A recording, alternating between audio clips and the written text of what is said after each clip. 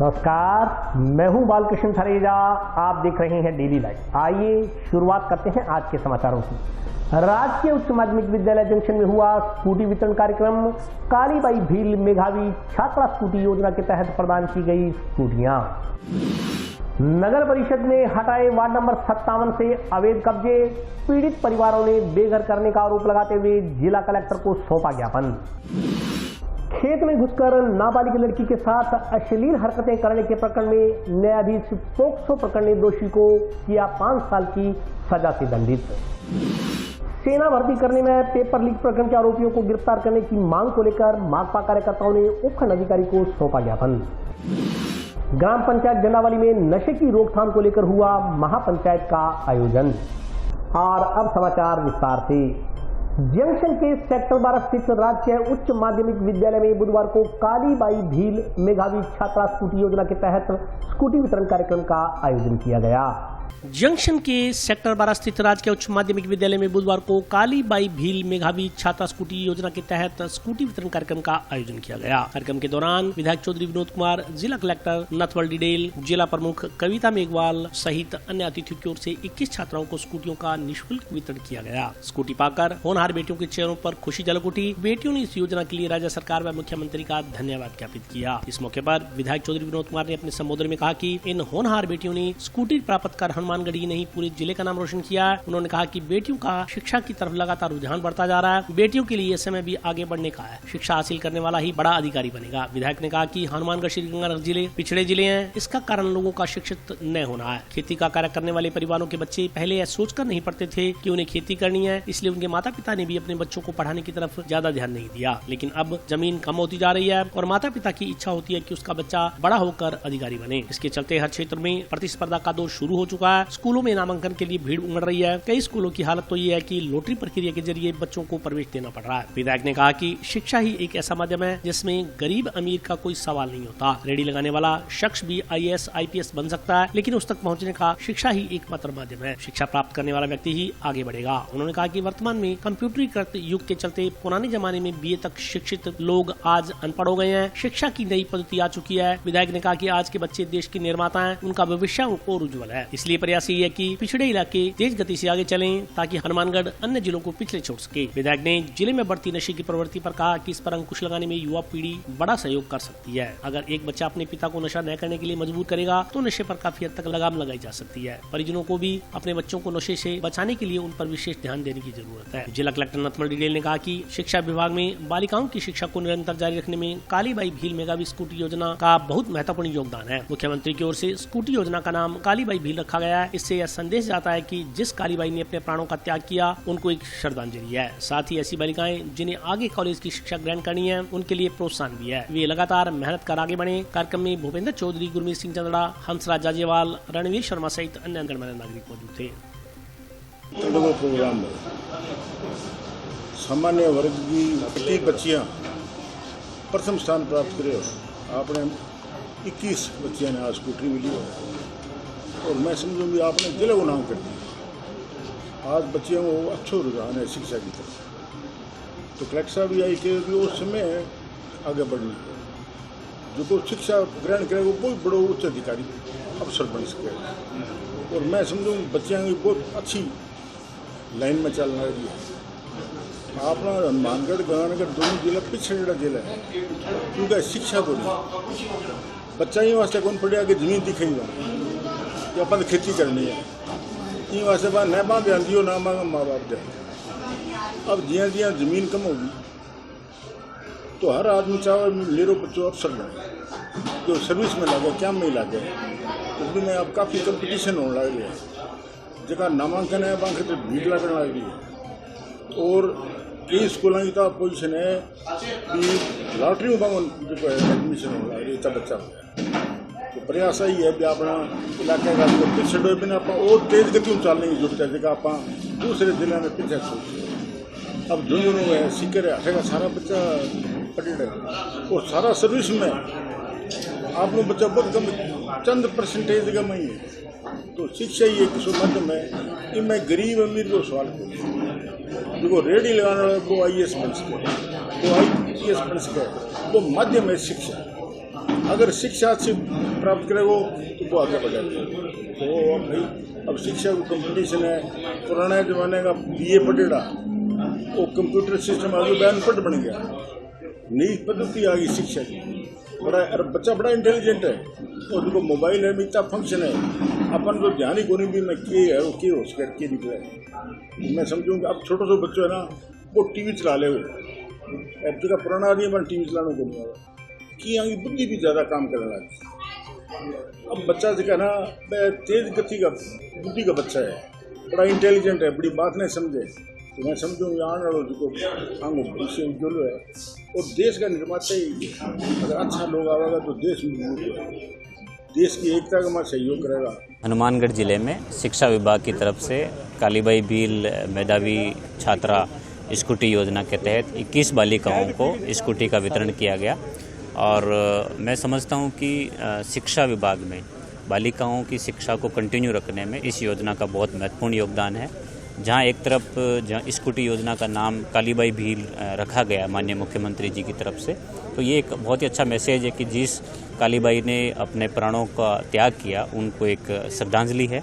एवं बालिकाएं जिनको आगे कॉलेज एजुकेशन करना है उनको एक प्रोत्साहन के रूप में है कि वो लगातार मेहनत करें और आगे का कार्य करें। मेरे को आज स्कूटी मिली है और ये बहुत ही गर्व की बात है मेरे परिवार के लिए, मेरे लिए और जिन्होंने मेरे को पढ़ाया है, मेरे टीचर्स के लिए।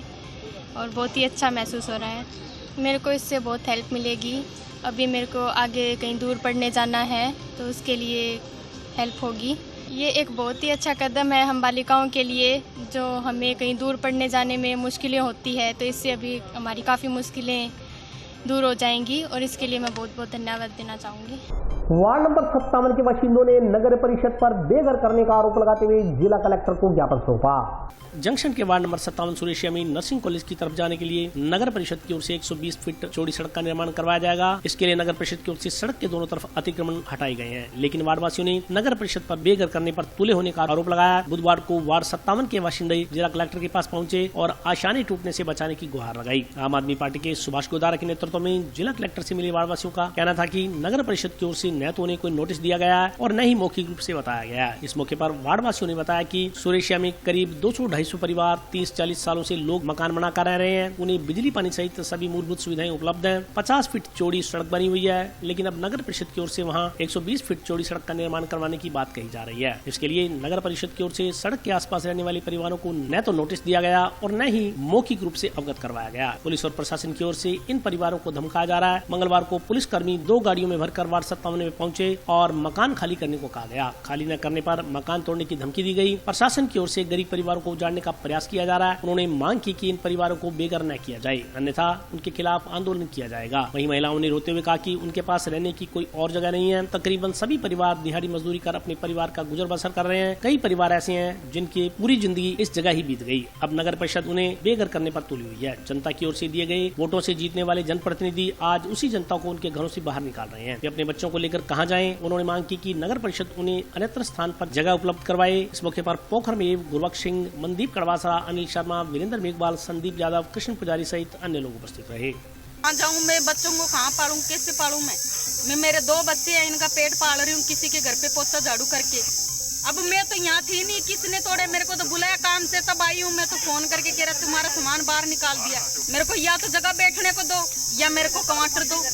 मैं किसी के घर में पोछा झाड़ू करके 2 बच्चे पाल रही हूँ, मेरा तो कोई धनी नहीं है। देखो हमारा नुकसान कर दिया, टंकी टुंकी तोड़ दी सब। हमारे को यहाँ बिठाया था और हमारे को बताया भी नहीं भाई जल्दी से खाली करो है। हम तो कोई काम चलेगी, जो हमारा नुकसान कर दिया इन्होंने। नगर पालिका ने बिठाया था, काफी साल हो गए बिठाए को हमारे को। अब ये हमारे को पता ही नहीं किस लिए उठा रहे हैं। नोटिस दिया है, हमारे को नोटिस दिया है। अब हमारी टंकी नुकसान करवा दिया, सभी चीज का नुकसान हो ही बिठा के गए हमारे को। इस तो हमारे को पता ही नहीं किस लिए तोड़े हैं।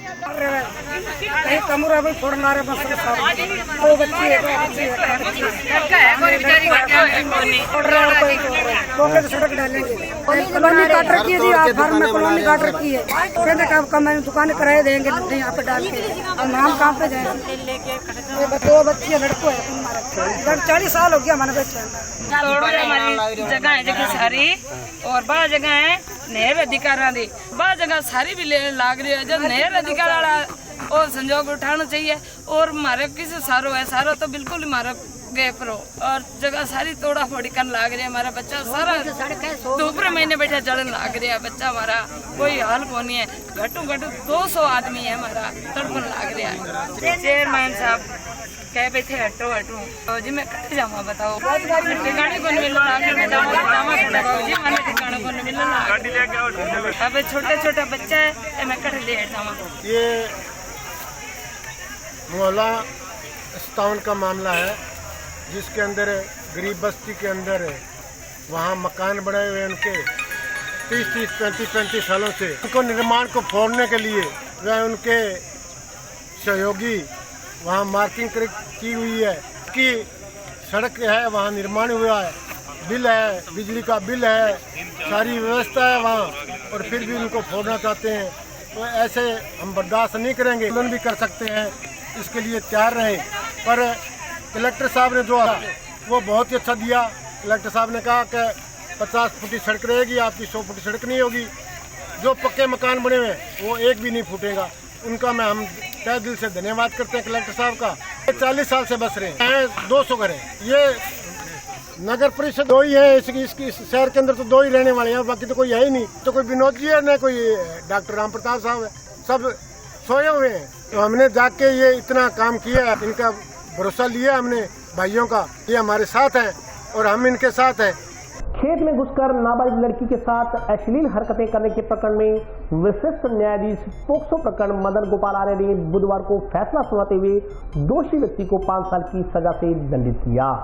खेत में घुसकर नाबालिग लड़की के साथ अश्लील हरकतें करने के प्रकरण में विशिष्ट न्यायाधीश पोक्सो प्रकरण मदन गोपाल आर्य ने बुधवार को फैसला सुनाया। न्यायालय ने दोषी को 5 साल के कारावास की सजा सुनाई, साथ ही 5500 रुपए का जुर्माना भी लगाया। राज्य सरकार की ओर से विशिष्ट लोक अभियोजक विनोद डूडी ने पैरवी की। प्रकरण के अनुसार 22 जनवरी 2019 को पीड़िता ने महिला पुलिस थाने में प्रार्थना पत्र पेश किया कि वह 20 जनवरी 2019 को सुबह करीब 11 बजे खेत में हरा चारा काट रही थी। तभी रोहताश पुत्र ब्रजलाल निवासी अराइया वाली मोटरसाइकिल लेकर आया। वह उसके साथ अश्लील हरकतें करने लगा, उसका कमीज फाड़ दिया, उसे घसीट कर सरसों की फसल में ले जाने लगा। उसने शोर मचाया तो पास की ढाणी से उसका चाचा वहां गया। इससे पहले रोहताश ने उसे धमकी दी कि किसी को कुछ बताया तो अंजाम बुरा होगा। उसे उठा के ले जाने की धमकी देते हुए रोहताश वहां से चला गया। इसके बाद पीड़िता की पढ़ाई छूट गई। पुलिस ने तफ्तीश कर न्यायालय में चालान पेश किया। ट्रायल के दौरान अभियोजन पक्ष ने 9 दस्तावेज व 7 गवाह पेश किए। बुधवार को विशिष्ट न्यायाधीश पोक्सो प्रकरण मदन गोपाल आर्य ने आरोपी रोहताश को दोषी करार देते हुए सजा सुनाई। आरोपी को धारा 447 के तहत 3 माह का कारावास, 500 रुपए जुर्माना, अदम अदायगी 15 दिन का अतिरिक्त कारावास, धारा 354 व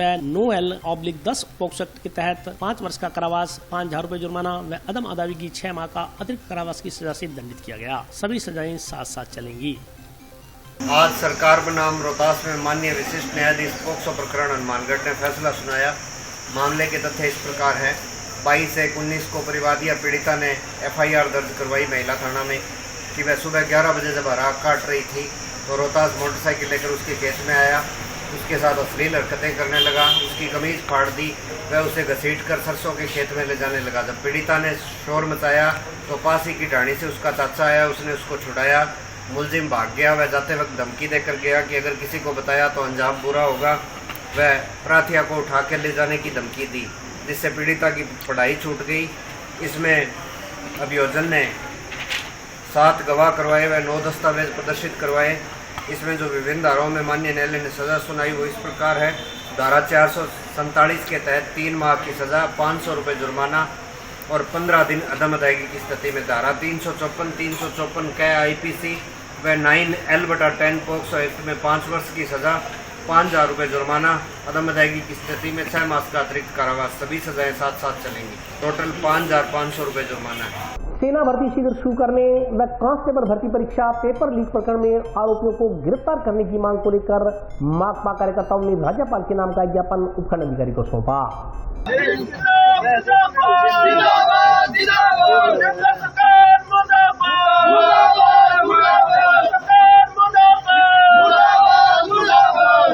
सेना भर्ती शुरू करने में कांस्टेबल भर्ती परीक्षा पेपर लीक प्रकरण के आरोपियों को गिरफ्तार करने की मांग को लेकर भारत की जनवादी नौजवान सभा के कार्यकर्ताओं ने बुधवार को राज्यपाल के नाम उपखंडाधिकारी को ज्ञापन सौंपा। इस मौके पर DYFI कार्यकर्ताओं ने कहा कि देश में राज्यों में युवाओं की हालत बहुत ही खराब है, क्योंकि आज देश में 4 करोड़ से ज्यादा शिक्षित युवा बेरोजगार हैं। उन्होंने अपनी उच्च शिक्षा प्राप्त की, लेकिन वे रोजगार की तलाश में दर की ठोकरें खा रहे हैं। जब कोई भर्ती परीक्षा हो जाती है तो पेपर लीक हो जाते हैं, चाहे रीट की परीक्षा या कांस्टेबल भर्ती परीक्षा। बेरोजगारों के साथ मात्र मजाक किया जा रहा है। उन्होंने ज्ञापन के माध्यम से सेना की भर्ती जिला स्तर पर अतिशीघ्र शुरू करने, कांस्टेबल भर्ती परीक्षा पेपर लीक प्रकरण के सभी आरोपियों को शीघ्र गिरफ्तार करने के साथ महंगाई पर रोक लगाने, पेट्रोल डीजल रसोई गैस की कीमतों में कमी करने की मांग की। इस मौके पर मोहनलाल, सुरेंद्र दैया, देवीलाल, भरत कुमार, राम कुमार, रघुवीर वर्मा, पूर्णाराम, सीताराम, लालचंद, विनोद सूद, सेवक सिंह सहित अन्य लोग उपस्थित रहे।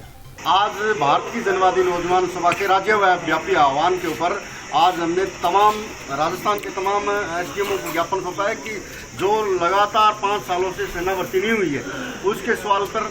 दूसरा, जो आए भर्ती है, जो चाहे रीट की भर्ती हो चाहे कांस्टेबल की भर्ती हो, वो हर बार लीक हो जाता है पेपर। इसकी सरकार समुचित व्यवस्था नहीं कर रही, सख्त कानून नहीं बना रही और लगातार महंगाई बढ़ रही है, चाहे पेट्रोल डीजल के दाम हो चाहे रसोई गैस के दाम हो। इन तमाम सवालों को लेकर आज पूरे राजस्थान के अंदर हमने भारतीय जनवादी नौजवान सभा के द्वारा ज्ञापन सौंपे हैं और जल्द हमारी मांग पर सुनवाई नहीं हुई तो आने वाले दिनों में, आने वाली 31 तारीख को हम भारतीय जनवादी नौजवान सभा माननीय मुख्यमंत्री का शव यात्रा निकालेंगे पूरे शहर के अंदर, पूरी राजस्थान के अंदर। आज राज्यव्यापी आह्वान के ऊपर भारतीय जनवादी नौजवान सभा तहसील कमेटी यहाँ जिला मुख्यालय पर माननीय श्री SDM साहब को एक ज्ञापन सौंपा है, जिसमें हमारी जो मांगे थी केंद्र और राज्य सरकार के खिलाफ। केंद्र सरकार ने कहा था कि 2 करोड़ रोजगार युवाओं को रोजगार देंगे। कहाँ है हमारे रोजगार? इस सवाल को पूछने के लिए यहाँ के तमाम नौजवान यहाँ पहुंचे हैं। SDM साहिबान को हमने ज्ञापन सौंपा है, जिसमें हमारी मुख्य जो मांग है सेना भर्ती जल्द से जल्द करें और जो पेपर प्रकरण लीक जो हो रहे हैं, पेपर जो लगातार लीक सरकार करवा रही है, सरकार अपने घर भरने में लगी हुई है और सरकार नौजवानों को मरने के लिए कि आप आत्महत्या करो, आपके लिए कोई रोजगार नहीं है। डेली कोई भी गरीब इंसान अपने बच्चे को पढ़ाता है, उनकी उम्मीदों पर पानी फिर गया। रोज पेपर लीक होने से भारतीय जनवादी नौजवान सभा इसको कतई सहन नहीं करेगी। अगर समय रहते इस बात को नहीं सुना गया, समय रहते उन मुलजिमों को गिरफ्तार नहीं किया गया पेपर लीक वालों को, तो निश्चित ही भारतीय जनवादी नौजवान सभा 30 या 31 तारीख में माननीय जी मुख्यमंत्री अशोक जी गहलोत की शव यात्रा पूरे शहर के अंदर निकाली जाएगी। इसकी तमाम जिम्मेदारी यहाँ के जिला प्रशासन की होगी। ग्राम पंचायत जंडावली में नशे की रोकथाम को लेकर गांव में महापंचायत का आयोजन किया गया।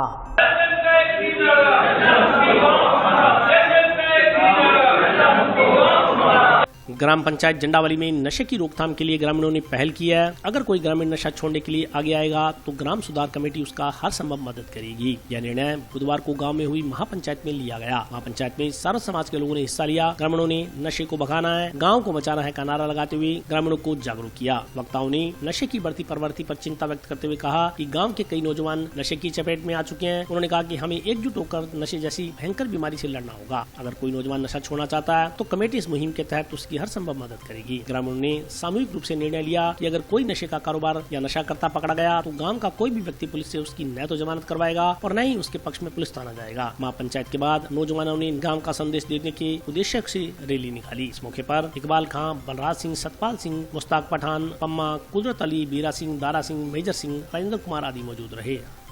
अपने आने वाली पीढ़ी युवा छात्रों में पूरा असर पड़ रहा है नशे का, इसलिए जागरूकता रैली है वो सभी काम के सहयोग से और जागरूक इंसान है, जागरूक भाई वो इसमें साथ दे रहे हैं और भी मिलके चले और अपने गांव का विकास हो और युवाओं की आने वाली पीढ़ी को पूरा करे। सभी से अपील करता हूँ कि एक से कंधे से कंधा मिलाकर चले और सबका साथ देवें और नशा मुक्त जंडावली को कराएं और आने वाले पड़ोसी गाँवों में भी इसकी प्रशंसा हो और वहाँ पर ही असर पड़े। ਅੱਜ गांव जंडावली में नौजवान वर्ग का ਇਕੱਠ ਹੋਇਆ, ਜਿਹਦੇ ਵਿੱਚ ਬਜ਼ੁਰਗ ਸੀਗੇ, ਨੌਜਵਾਨ ਸੀਗੇ ਤੇ ਜੰਡਾਵਲੀ ਦੇ ਵਿੱਚ ਆਮ ਮੈਡੀਕਲ ਨਸ਼ਾ ਜੋ ਨੁਕਸਾਨਦੇਹ ਹੈ ਉਹ ਚੱਲ ਰਿਹਾ ਸੀ। ਉਹਦੇ ਲਈ ਲਗਭਗ ਅਸੀਂ 80% ਕਾਮਯਾਬ ਹੋਏ ਹਾਂ क्योंकि नौजवानों ने बजुर्गों ने ये कसम खाधी है भी असीं जंडां वाली दे विचों जिहड़ा नशा ये खत्म करांगे और जिहड़े नशा करते सी वो भी साडे विच आए आ, उन्होंने सहयोग दिता भी असीं और पिंड दा जिहड़ा पद्धर है असीं जंडां वाली पिंड दा जिहड़ा है वो जिले दे विच असीं पहला ये नाम रोशन करांगे भी असीं भाई नशा मुक्ति जिहड़ी चल रहा सी नशा वाला वो जंडां वाली दे विचों खत्म करता है और असीं लोकां नूं ये घर घर जाके दस्सांगे भी जिस बच्चे ने ਜਾਂ ਕਿਸੇ ਆਮ ਕੁੜੀਆਂ ਵੀ ਨਸ਼ਾ ਕਰਦੀਆਂ ਅਸੀਂ ਇਹ ਦੱਸਾਂਗੇ ਵੀ ਭਾਈ ਜੇ ਤੁਸੀਂ ਨਸ਼ਾ ਬੱਚੇ ਦਾ ਨਸ਼ਾ ਛਡਾਉਣਾ ਅਸੀਂ ਕੰਬਾਈਨ ਚਲਾਵਾਂਗੇ ਪਿੰਡ ਦੇ ਵਿੱਚ ਕੰਬਾਈਨ ਦੇ ਨਾਲ ਅਸੀਂ ਕੋਸ਼ਿਸ਼ ਕਰਾਂਗੇ ਵੀ ਭਾਈ ਅਸੀਂ ਖਰਚਾ ਦੇਵਾਂਗੇ ਸਾਰਾ ਕੁਝ ਕਰਾਂਗੇ ਔਰ ਜੋ ਨਸ਼ਾ ਚੱਲ ਰਿਹਾ ਹੈ ਇਸ ਨੂੰ ਅਸੀਂ ਖਤਮ ਕਰਾਂਗੇ ਤੁਸੀਂ ਆਪਦੇ ਬੱਚੇ ਨੂੰ ਭਾਈ ਸਮਝਾਓ ਸਾਡੇ ਕੈਂਪ ਚ ਲਿਆਓ और सरकार नूं भी असीं प्रशासन नूं भी ये बेनती करते हैं भी साडा जिहड़ा सहयोग है वो जिवें कानूनी कार्रवाई करते हैं साडे ते कोई हमला हो जाता नशेड़ी वालों साडे किसी वर्कर ते कोई जानलेवा हमला हो जाता असीं मीडिया राਹੀਂ प्रशासन नूं बेनती करते हैं कि साडा जो कानूनी कार्रवाई है उस दे खिलाफ सख्ती तो सख्ती कार्रवाई करे। चंदावली में नशे के खिलाफ एक अभियान चलाया गया है जिसमें जो लोग नशा बेच रहे हैं चिट्टा गोली कैप्सूल उनसे आज हमने अपील की है कि नशा बंद करो और जो लोग नशे के आदी है उनसे भी अपील की है कि आप हमारे साथ जुड़ो हम आपसे आपका नशा छुड़वाएंगे और पंचायत लेवल पे हम एक कैंप लगाना चाहते हैं नशे के खिलाफ कि जो लोग नशे के आदी है वो हमारे साथ जुड़ो हम कैंप के अंदर उसका सहयोग करेंगे दवाई वगैरह देंगे और उनसे नशा छुड़वाएंगे। और अभी वक्त ब्रेक का हाजिर होता हूँ छोटे से ब्रेक।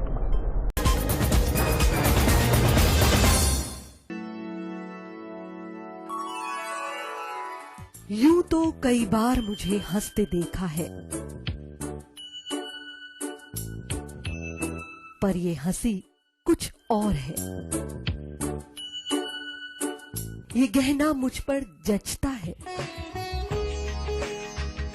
पर ये महज एक गहना नहीं, ये रूपरेखा है मेरे मन की हंसती खिलखिलाती लहरों की जो आतुर थी अब तक मुझ पर सजने को। इसलिए ये गहना ही मेरा सच्चा श्रृंगार है, श्रृंगार है, श्रृंगार है।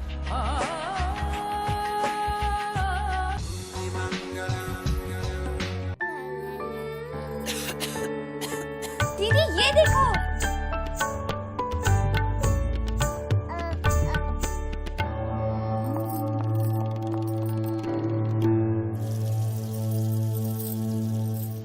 नोवेल कोरोना वायरस बीमारी को फैलने से रोका जा सकता है। खांसी और छींक के बाद और बच्चे को छूने से पहले अपने हाथों को साबुन से धोकर इसे फैलने से रोक सकते हैं। वो डॉक्टर साहब हैं? भाई साहब खांसी और बुखार था, सोचा चेक करवा लूं।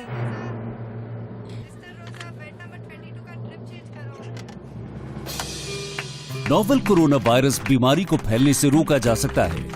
बुखार के साथ खांसी और छींक होने पर तुरंत नजदीकी हेल्थ क्लिनिक या केंद्र जाएं। ब्रेक के बाद स्वागत है।